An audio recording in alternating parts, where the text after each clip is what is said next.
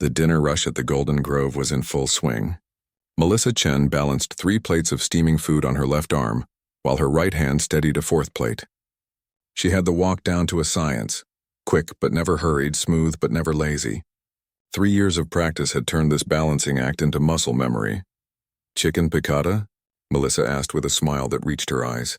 The older gentleman at table 7 nodded, and she placed the plate in front of him with a practiced grace. "Salmon for you, ma'am. The steak with roasted potatoes. And the mushroom risotto.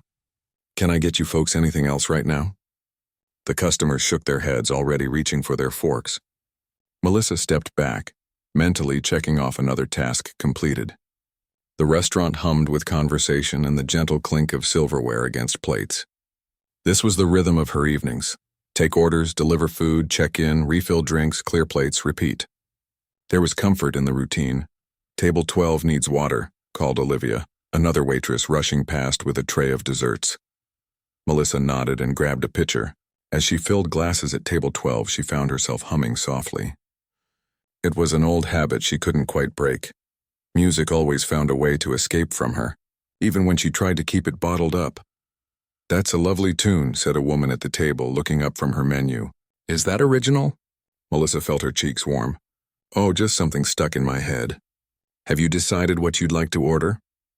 The truth was, it was an original melody, one of dozens that floated through her mind during shifts, during her morning commute, in the shower. Nashville had a way of keeping music alive in your blood, even when you were trying to forget it. By 11 that night, Melissa's feet ached as she counted her tips at the bar. The restaurant had finally emptied, and the staff moved through their closing duties with the efficiency of people who wanted to get home. "Not bad for a Tuesday," said Ray, the bartender, nodding at Melissa's stack of bills. "Weekend coming up should be even better."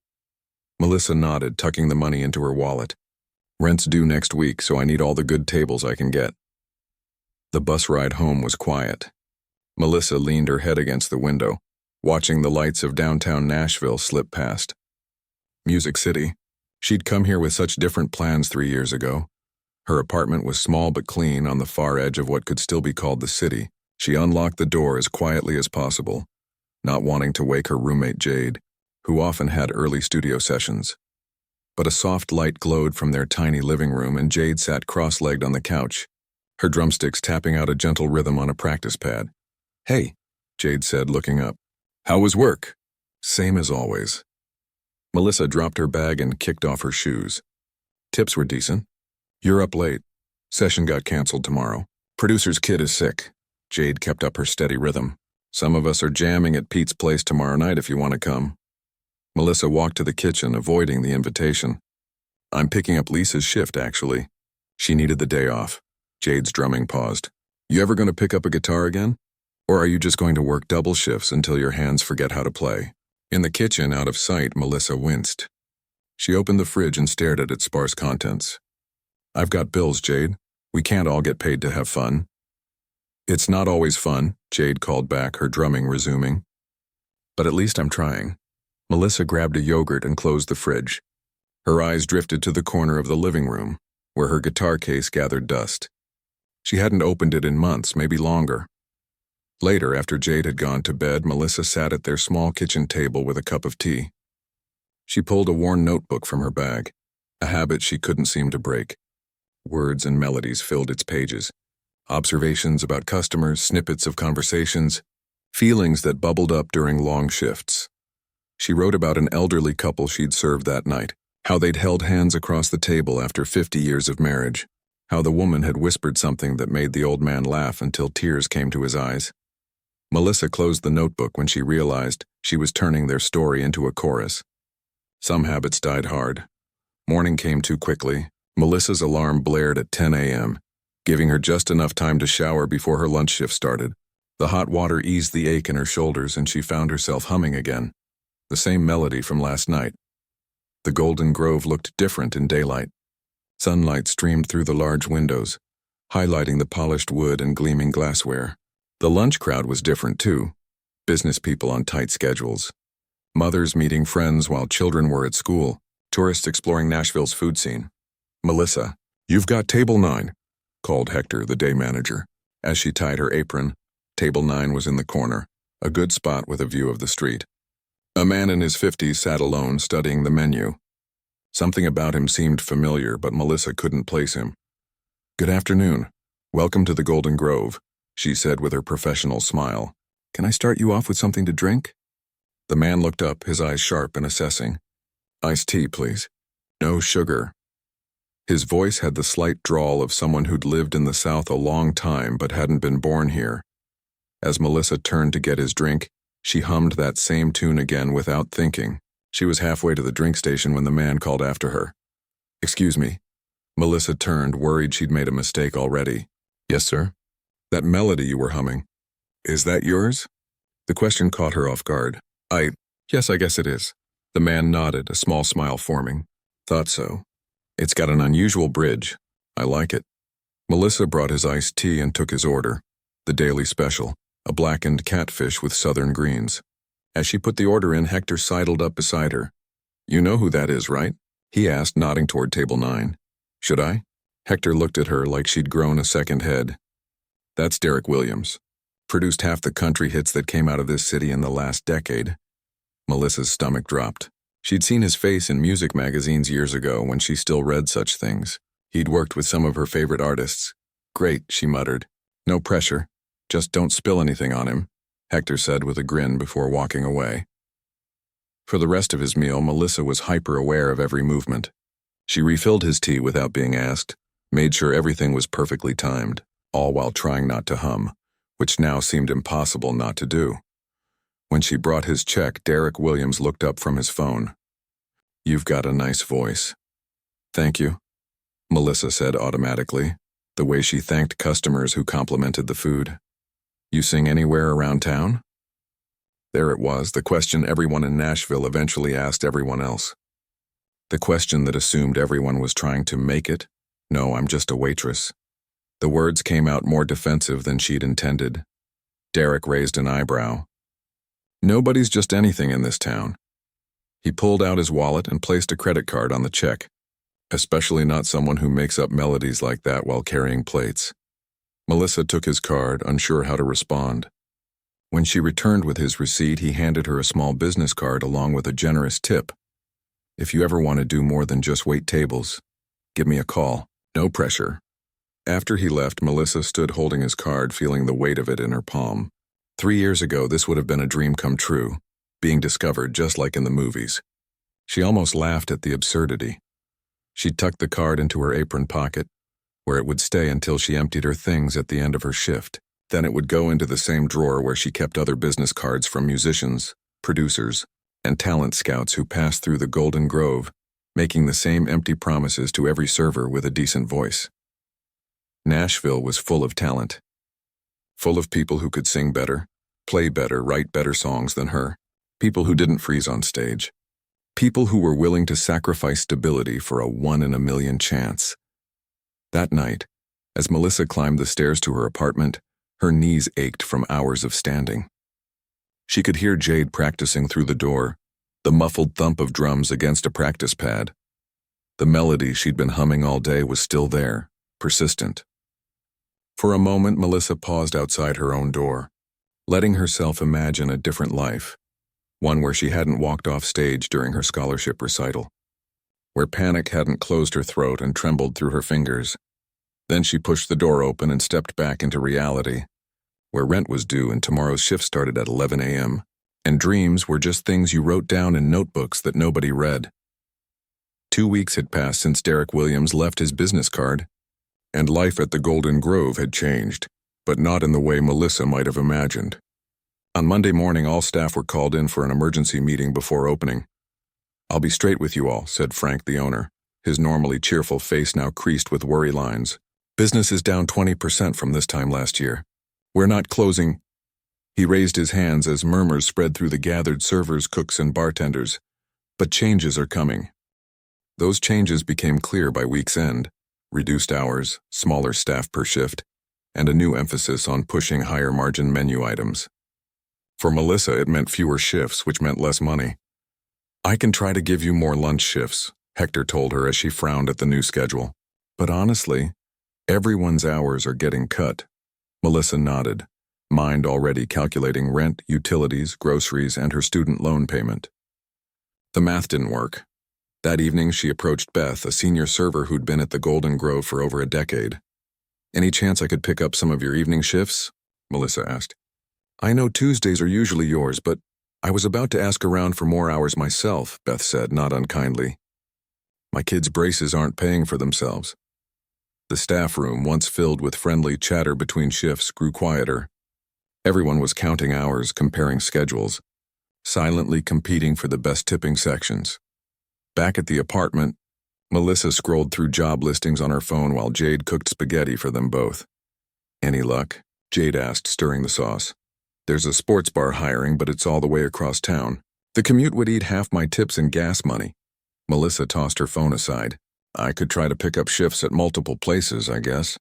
"Or," Jade said, turning down the heat under the sauce, "you could call that producer guy." Melissa shot her a look. "And say what?" "Hey, I know you were probably just being nice, but I could really use a music career right now.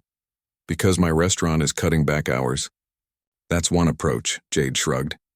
"Though I'd probably leave out the desperation part." "It's not happening," Melissa said firmly. "Besides, he was probably just flirting. Wasn't he like 60? 50? And that doesn't stop plenty of men." Jade brought 2 plates of pasta to their small table. "Did his card say Derek Williams, guy who hits on waitresses? Or did it say Derek Williams, music producer?" Melissa twirled spaghetti around her fork without answering. The next day, she picked up a double shift. Morning flowed into afternoon. Afternoon stretched into evening.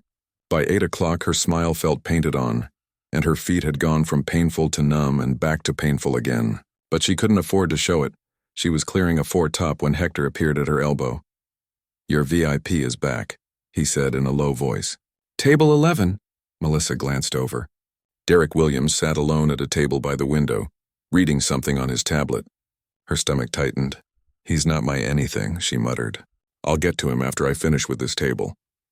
"Actually," Hector said, taking the bin of dirty dishes from her, "I'm going to need you to prioritize him." Frank's orders. Apparently, word had gotten around that a well-known producer had been in recently. In a town like Nashville, that was the kind of publicity the Golden Grove desperately needed. "Good evening, sir," Melissa said as she approached his table, professional smile firmly in place. "Welcome back to the Golden Grove." Derek looked up, recognition lighting his eyes. "Ah, the waitress with the melody. I was hoping you'd be working tonight." Melissa felt her cheeks warm at being remembered. "Can I start you with something to drink?" Over the next hour, she provided Derek with the best service she could offer. Water glass never below half full, food delivered promptly, subtle check-ins without hovering, all while ignoring the curious glances from other staff members. When she brought his check, Derek studied her face. "You never called," he said simply. Melissa's professional smile faltered. "I'm sorry? My card. You never called." "Oh." She shifted her weight from one aching foot to the other. "I've been busy with work." Derek nodded thoughtfully. "How's that going?" "The work?" The unexpected question caught her off guard. Customers rarely ask servers about their lives with genuine interest. They wanted friendly service, not friendship. She almost gave the automatic fine, but something in his expression made her pause. "It's a bit rough right now, actually. The restaurant's cutting hours." Derek nodded as if this confirmed something. He pulled out his wallet and placed his credit card on the check. Nashville's a tough town, even for the restaurants. When Melissa returned with his receipt, he'd left another business card along with a tip that made her eyes widen. "Sir, this is too—" "It's not," he interrupted gently. "And I don't give out my personal cell number to be polite." He tapped the card where he'd handwritten a number. "That melody you were humming the other day has been stuck in my head. I'd like to hear more." After he left, Beth sidled up to Melissa at the service station. "What did the producer want with you?" "Nothing," Melissa said, tucking the card away. "Just being friendly." Beth raised an eyebrow. "Frank wants to know if he said anything about the restaurant. If he's planning on bringing in business associates, hosting events, that kind of thing." "He didn't mention anything like that," Melissa said, feeling suddenly protective of the conversation. The next week brought more of the same. Reduced hours, tense staff, and surprisingly, 2 more visits from Derek Williams. Each time, Frank or Hector made sure Melissa was assigned to his table. Each time, Derek left a generous tip and a few words of encouragement about her music. And each time, Melissa found more excuses not to call him. "This is insane," Jade said one night as they split a pint of ice cream on their couch. "The universe is literally throwing opportunity at your head and you're ducking." "It's not that simple," Melissa said, digging for chocolate chunks. "Actually, it is," Jade countered. "There's this thing called a telephone. You don't understand." Melissa's spoon clinked against the carton. "The last time I performed in front of people who mattered, I completely fell apart. I couldn't breathe. I couldn't make my fingers work. I ran off stage in the middle of my scholarship recital. So, that was 3 years ago. So I'm not eager to repeat the experience," Melissa said sharply. "Especially not with someone like Derek Williams watching." Jade was quiet for a moment. "You play when no one's home. I've seen your notebook. You're still a musician, Mel. You're just hiding." Before Melissa could respond, her phone buzzed with a text from Beth. "Schedule change. You and me got the Johnson wedding party tomorrow night. Big group, private room. Hector says wear your best." The Johnson party turned out to be 20 people celebrating an engagement. The couple had chosen the Golden Grove because it was where they'd had their first date. They'd booked the entire back room and ordered the most expensive wines on the menu. Beth handled the main table with the couple and their parents, while Melissa took care of 3 smaller tables of friends and extended family. The kitchen was sending out their finest dishes. Everyone was determined to make this a night that would bring the customers back again and again. Everything was going smoothly until the best man decided to propose a toast. He stood suddenly, champagne flute in hand, accidentally bumping Melissa's arm as she leaned in to set down a plate of dessert. The collision sent a full glass of red wine tumbling across the table and directly onto the mother of the bride's cream-colored designer dress. Time seemed to slow. The red stain spread like a blooming flower across the expensive fabric. The woman gasped. The room went silent. Melissa's apologies tumbled out, but the damage was done. "Do you have any idea how much this cost?" the woman hissed as Melissa frantically dabbed at the stain with her cocktail napkin, only making it worse. Within minutes, Frank was in the room, profusely apologizing, offering to pay for dry cleaning. But the mood was ruined. The mother left to try to salvage her dress, and the rest of the party soon followed, paying the substantial bill but leaving no tip. In the kitchen afterward, Frank pulled Melissa aside. "It was an accident," he said, his voice tight. "But we can't afford accidents right now. Not with customers like these." "I know, I'm so sorry. I'm moving you to lunch shifts only for the next 2 weeks," Frank said. "Smaller tabs, smaller risk." Melissa felt the blood drain from her face. Lunch shifts meant lower tips. "Much lower tips, Frank, please, I need the dinner shifts. I can't make rent on lunch tips." "You should have thought of that before you ruined a $2,000 dress," he said, then immediately looked regretful. "Look, it's just for 2 weeks. Beth will cover your dinner tables." Melissa nodded numbly, knowing Beth would be thrilled with the extra hours. She couldn't even blame Frank. Business was business, and right now the Golden Grove needed every dollar. That night, after counting her meager tips, Melissa sat on the edge of her bed and pulled out Derek's card with the handwritten number. Her rent was due in 10 days. Her bank account couldn't cover it. Her pride couldn't cover it either. With shaking fingers, she picked up her phone and dialed. "Derek Williams," answered a voice after 2 rings. Melissa took a deep breath. "Hi, this is Melissa Chen, the waitress with the melody. Let's meet for coffee tomorrow," Derek had said on the phone. "Nothing formal. Just bring yourself and maybe that notebook I've seen you writing in." Now, sitting across from him at a quiet corner table in a coffee shop far from the tourist areas, Melissa wondered if she'd made a terrible mistake. She clutched her worn notebook against her chest like a shield. "I'm not looking for a record deal," she blurted out before Derek could speak. I'm having some financial issues right now and you seemed interested in my music, so I thought maybe you needed a demo vocalist or something." Derek raised an eyebrow, stirring his black coffee. "That's refreshingly honest. Most people who call me are convinced they're the next big thing." Melissa's cheeks warmed. "I know I'm not. I had my chance at music school and I blew it." "How so?" She stared at her untouched latte. "Stage fright. Complete meltdown during my scholarship recital. I couldn't breathe, couldn't play. Ran off stage in the middle of a piece I'd practiced for months. Derek nodded thoughtfully. That happens to a lot of talented people, even professionals. Not if they want to keep being professionals, Melissa countered. Fair point. Derek took a sip of his coffee. But you still write, don't you? And that melody you were humming, that was original. I can spot the difference between someone humming along to the radio and someone working through their own composition. Melissa finally picked up her mug, needing something to do with her hands. I write sometimes. Just little things, observations from the restaurant mostly. May I? Derek gestured to her notebook. After a moment's hesitation, Melissa handed it over. She watched nervously as he flipped through pages of scribbled lyrics, half-finished chord progressions, and notes about customers and coworkers. This is interesting, he said finally, stopping at a page. Silver trays and golden tunes carrying dreams to other rooms. It's nothing really, Melissa stammered. It's your life, Derek said simply. The intersection of service and music. That's Nashville in a nutshell, isn't it?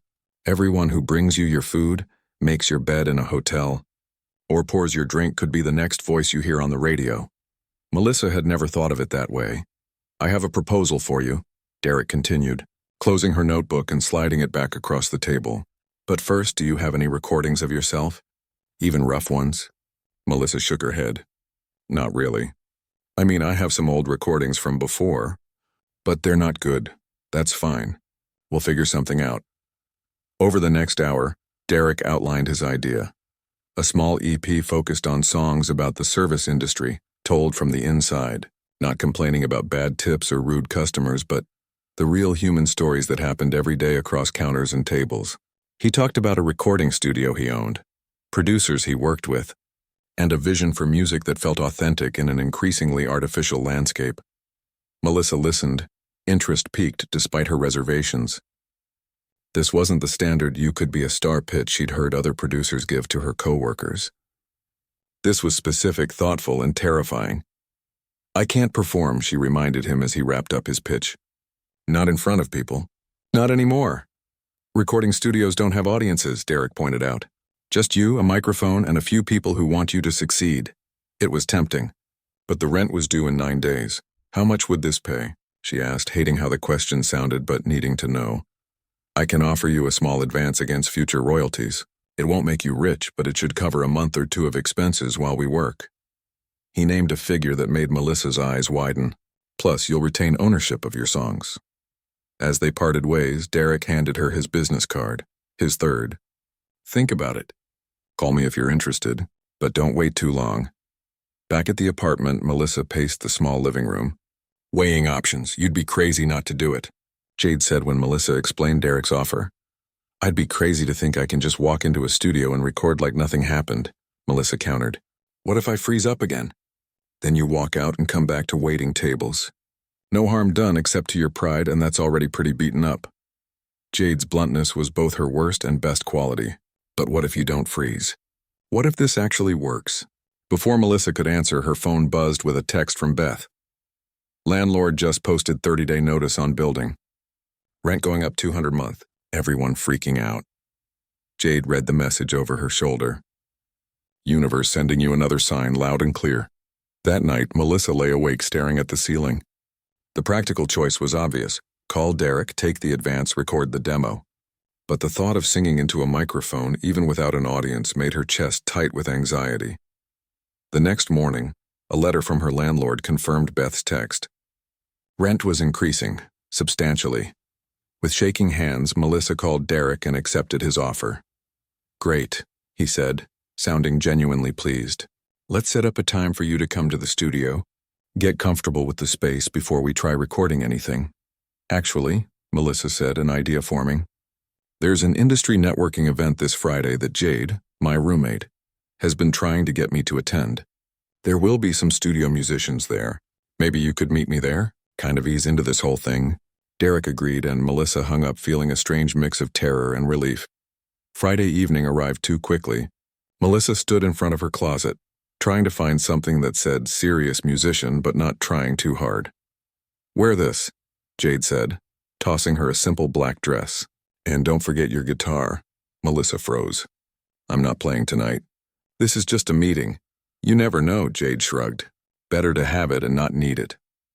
Reluctantly, Melissa pulled her guitar case from the back of her closet. The case was dusty, but the guitar inside was still beautiful. A graduation gift from her parents before she'd left for music school. She'd kept it well maintained out of guilt, even when she wasn't playing. The networking event was at a small venue called The Back Room, just outside downtown. Inside, musicians, producers, and industry people mingled over drinks. The air filled with that particular Nashville mix of genuine talent and desperate ambition. "I need a drink," Melissa muttered, clutching her guitar case like an awkward accessory. "Let's find Derek first," Jade said, scanning the crowd. They found him near the small stage, chatting with a venue manager. He smiled when he saw Melissa, eyes lighting on her guitar case. "You came prepared," he said after introductions.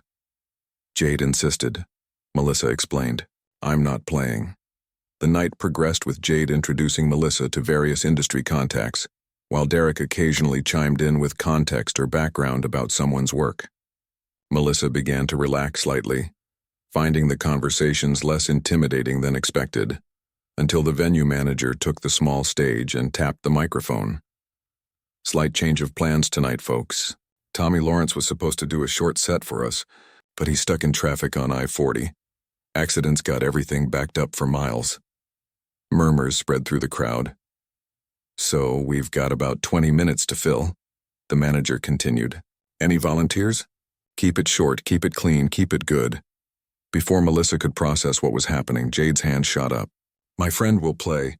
She's amazing." "Jade, no!" Melissa hissed, panic rising in her throat. "Look," Jade whispered urgently. "This is perfect. Low-stakes industry crowd, they're all half listening anyway. Just one song." "I can't." "You brought your guitar for a reason," Jade insisted. Even if you didn't know it, the manager was looking their way expectantly. Derek stood nearby, his expression carefully neutral, not pushing but clearly interested. "What's your name, darlin'?" the manager called. The room seemed to spin. Melissa thought about her rent increase, about lunch shifts that wouldn't cover it, about 3 years of running from the things she loved most. "Melissa," she heard herself say. "Melissa Chen." The next few minutes passed in a blur.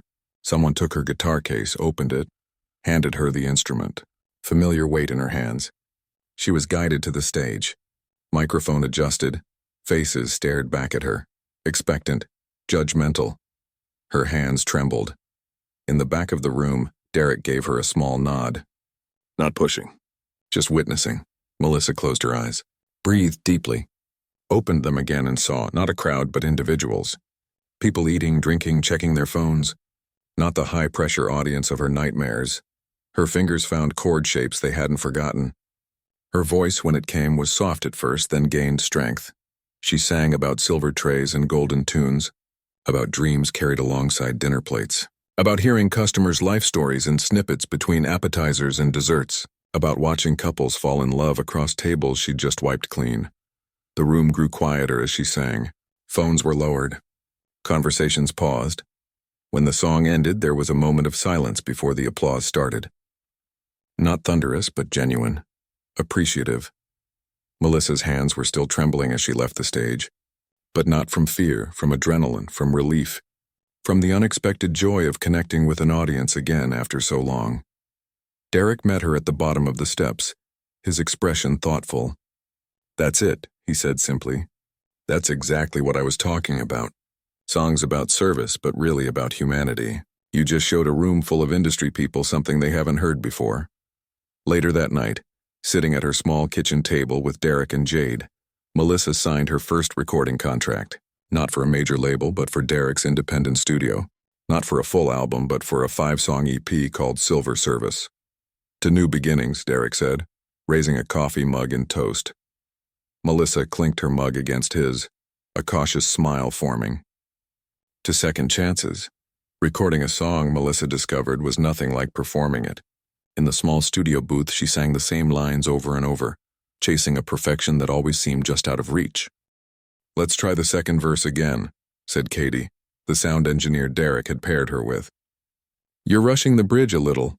Melissa nodded, adjusting her headphones. They'd been at it for 3 hours and her voice was growing tired. This was the third session for her first song and they still weren't done. "Remember," Derek called from behind the glass, "this isn't about technical perfection. It's about the feeling, the authenticity. Easy for him to say, Melissa thought as she waited for her cue. He wasn't the one whose voice would be frozen in time, flaws and all, for anyone to hear. When she finally left the studio that evening, she had just enough time to rush home, change into her work clothes, and make it to the Golden Grove for the dinner shift. No time to eat, no time to rest. You look exhausted, Beth commented as Melissa tied her apron in the staff room. Long day, Melissa replied simply. She hadn't told anyone at work about the recording contract yet except for Hector, who needed to know why her availability had changed. Well, perk up. Your section's full and Table 5 already sent back their drinks once. The night blurred together, taking orders, delivering food, smiling through exhaustion. Twice she caught herself humming the melody she'd been recording all day, and once a customer asked what song it was. Oh, nothing, she said automatically. Just something stuck in my head. By closing time, Melissa's feet ached, her throat was sore from singing and talking all day, and her tips were decent but not great. As she counted out her money, Hector appeared beside her. How's the recording going? He asked quietly. It's going, Melissa said with a tired smile. Harder than I expected. Hector nodded. Frank wants to talk to you before you leave. Melissa's stomach tightened. Frank rarely spoke with servers individually unless there was a problem. She found him in his small office reviewing receipts. You wanted to see me? Frank looked up. Melissa, yes. Hector tells me you're recording music now. It's just a small project, she said cautiously, with Derek Williams. Frank leaned back in his chair. Not so small, I'd say. Melissa wasn't sure how to respond. Look, Frank continued, I need to know if you're planning to quit. We're already short-staffed and training new people costs money we don't have right now. I'm not quitting, Melissa assured him quickly. I still need this job. The music thing, it might not work out. Frank studied her for a moment. All right, but I need you to be reliable. No calling out last minute for recording sessions or auditions or whatever. Of course, Melissa promised, relief washing over her. And if you happen to mention the Golden Grove to any industry people you meet, Frank added with a meaningful look. I will, Melissa said. Actually, all my songs mention working here in some way. That caught Frank's interest. Really? What are they about? Just stories I've seen while waiting tables. People's lives unfolding over dinner. That kind of thing. Frank's expression softened slightly. Huh, well, that's different. Most servers who want to be musicians just complain about the job. On her way out, Melissa passed Beth, who was still counting her tips. Everything okay with Frank? Yeah, Melissa said. He just wanted to talk about my schedule. Beth raised an eyebrow. Heard you've been spending time at a recording studio. Word traveled fast in restaurants. It's nothing serious, Melissa said. Uncomfortable with the attention. Well, don't forget about us little people when you're famous, Beth said with a laugh that didn't quite reach her eyes. The next morning, Melissa woke to a text from Derek. First mix ready. Come by the studio when you can. Heart racing. She rushed through her morning routine and headed to the studio before her afternoon shift at the restaurant. Sitting in Derek's office, she listened to her own voice fill the room stronger, clearer, more confident than she remembered sounding.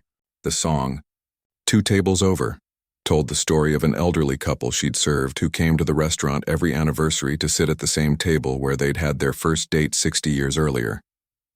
When it ended, Melissa realized she'd been holding her breath. What do you think? Derek asked. Is that really me? She wondered aloud. Derek smiled. That's all you. Katie cleaned up a few technical things, but that's your voice, your guitar, your song. It's good, Melissa said, surprised by her own assessment. It's very good, Derek corrected. We'll release it on streaming platforms next week. See how people respond. The dual life continued for the next month. Mornings in the studio, afternoons and evenings at the restaurant, snatching sleep when she could, writing lyrics during breaks between tables. Her bank account looked healthier thanks to Derek's advance, but she was more tired than she'd ever been. At the restaurant, things had changed in subtle ways. Frank now introduced her to important customers as our resident songwriter. Some regulars who'd heard about her music left extra large tips with notes of encouragement. Others seemed to tip less, as if her music career meant she no longer needed the money. Beth grew distant. while some staff members Melissa barely knew suddenly wanted to chat about connections in the industry. "It's weird," she told Jade one rare evening when they were both home. "Nothing's really happened yet, but people are treating me differently." "Welcome to Nashville," Jade said, scrolling through her phone. "Everyone wants a piece of possible success." She looked up suddenly. "Oh, speaking of which, have you seen this?" She held out her phone, showing Melissa a music blog with the headline, "Service with a song Nashville Waitress brings fresh perspective to country scene." "What?" Melissa grabbed the phone, scanning the article. It was about her song, which had been featured on a popular streaming playlist and was gaining attention for its unique perspective. "Derek sent it to me this morning," Jade said. "Didn't he tell you?" "I haven't checked my phone since my shift started," Melissa said, still reading in disbelief. The article praised her authentic storytelling and unvarnished voice that speaks truth without trying to impress. Her phone buzzed with a text from Derek. "Call me when you can." More good news. The good news kept coming over the next 2 weeks. Her song was being picked up by more playlists. A local radio station had played it. The other 4 songs were now recorded, and the EP was almost ready for release. Then came the biggest surprise of all. The Golden Grove is celebrating its 10th anniversary next month, Frank announced during a staff meeting. "We're planning a special event, limited menu, higher prices, live music." Melissa listened with half an ear, mentally calculating how the event might affect her tips. And Frank continued, "Since we now have a bit of local music celebrity on staff, we'd like Melissa to perform." Her head snapped up. Everyone was looking at her. "Me?" she squeaked. "Your song is getting attention," Frank said. "Good attention. The kind that brings in customers. We'd like you to play a short set during the event." "On the stage?" Melissa clarified, her throat tightening. The Golden Grove had a small stage in the corner where local musicians sometimes performed on weekends. She'd served countless drinks to those musicians, watching them from the safety of the floor. "Of course on the stage," Frank said. "What do you say?" Every instinct told her to refuse. She'd performed at the networking event, yes, but that had been different. Unexpected, no time to panic. This would be planned. People would come expecting something. "Expecting her? Can I think about it?" she managed. Frank looked disappointed but nodded. "Let me know by next week. But I should mention, we're planning to pay you for the performance. On top of your regular shift, the restaurant needed this. Business had been slow. An event like this with local press coverage could help, and the extra money would help her too." That night, Melissa paced her apartment, anxiety crawling up her throat at the thought of performing on that stage. "You've already done the hard part," Jade pointed out. "You've recorded the songs. You performed at the networking event. This is just the next step." "It's different," Melissa insisted. "These people know me as their waitress. What if I freeze up again? Then you'll be a waitress who tried something brave," Jade said simply. "But I don't think you will." The next day, in the studio finalizing the EP, Melissa mentioned Frank's offer to Derek. "That's perfect timing," Derek said. "The EP releases that same week. This could be your release party. But what if I can't do it? What if I panic like before?" Derek considered her for a moment. "What's different now from when you ran off stage at school?" Melissa thought about it. "I'm older. I've been through more. And the songs are different. They're not just songs. They're stories I've lived." Derek nodded. "You're not performing to impress anyone. You're sharing something real. That makes all the difference." The day of the anniversary event, the Golden Grove was transformed. White tablecloths replaced the usual burgundy ones. Fresh flowers adorned each table. The regular overhead lights were dimmed in favor of candles and small table lamps that cast a warm glow. Melissa arrived early, her guitar case in one hand, her waitress uniform in the other. For the first part of the night, she'd work her regular tables. Then for 20 minutes, she'd take the stage. "You ready for this?" Beth asked as they prepared the dining room together. "Not even a little," Melissa admitted. To her surprise, Beth squeezed her shoulder. "You'll be great. We're all pulling for you." As the night progressed and her performance time grew closer, Melissa felt the familiar tightness in her chest, but each time it threatened to overwhelm her. She looked around at the restaurant. At the tables she knew by heart, the staff who'd become a kind of family, the customers whose stories had inspired her songs. This wasn't some anonymous audience. This was her world. Her songs belonged here as much as she did. Finally, Frank approached her table. It's time. With shaking hands, Melissa removed her apron and retrieved her guitar from the office. As she took her place on the small stage, adjusting the microphone, she caught sight of Derek in the back of the room. He gave her an encouraging nod. She took a deep breath and began to play. The first few notes trembled from Melissa's guitar as she stood under the soft lights of the Golden Grove's small stage. Her eyes scanned the packed dining room, regular customers, curious newcomers drawn by the event, and her fellow staff clustered near the back wall. Her throat tightened.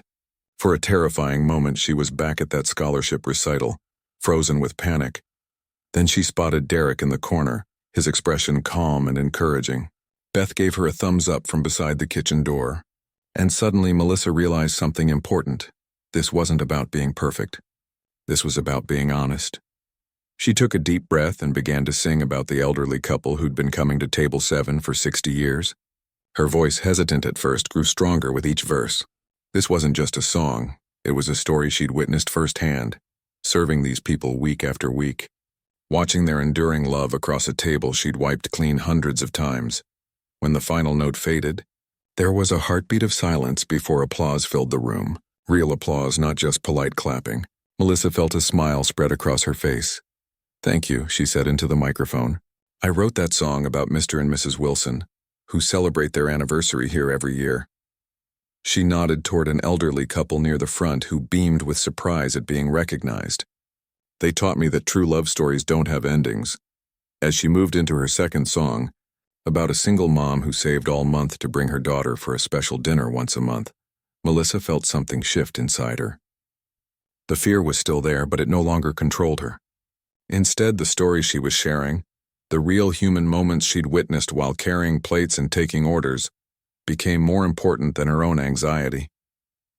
By her third song, she was no longer thinking about being watched.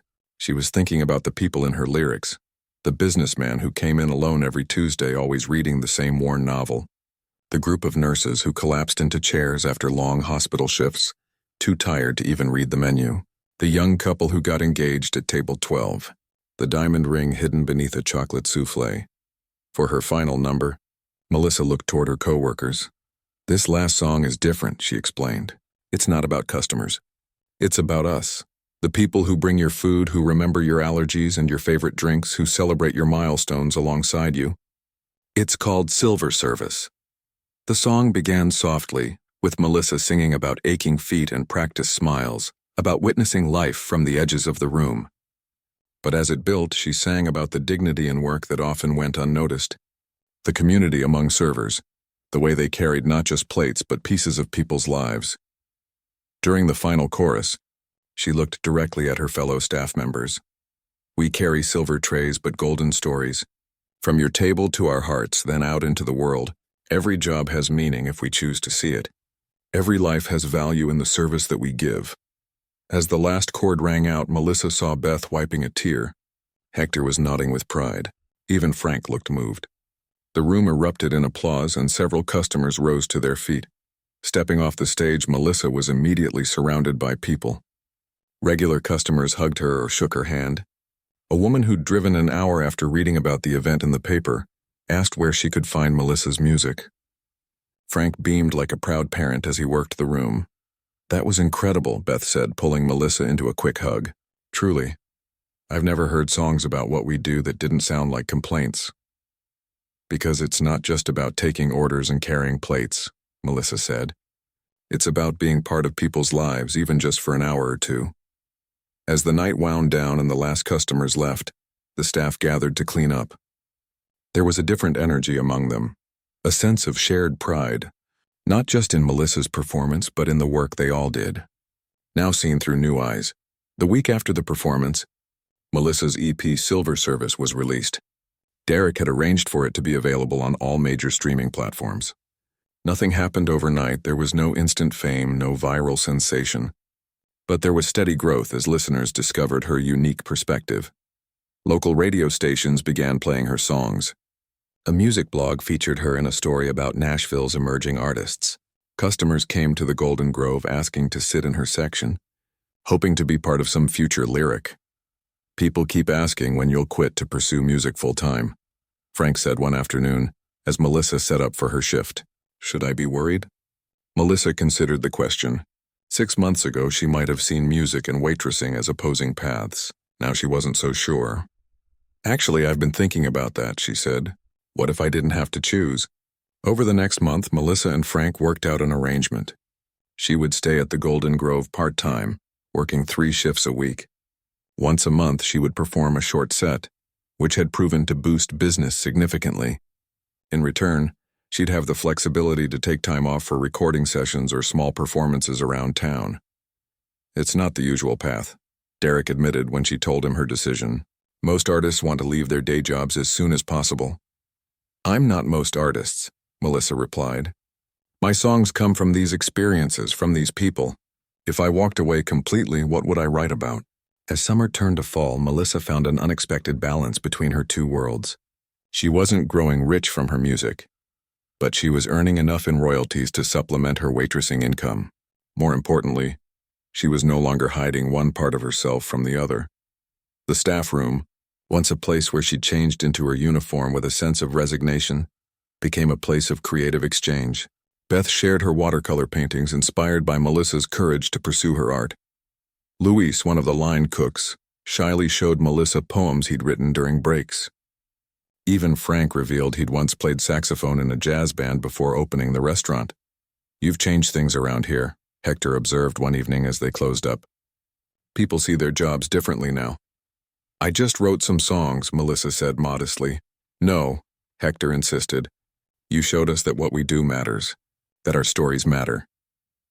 On a crisp October evening, almost exactly a year after Derek Williams had first left his business card, Melissa stood on the small stage at the Golden Grove again.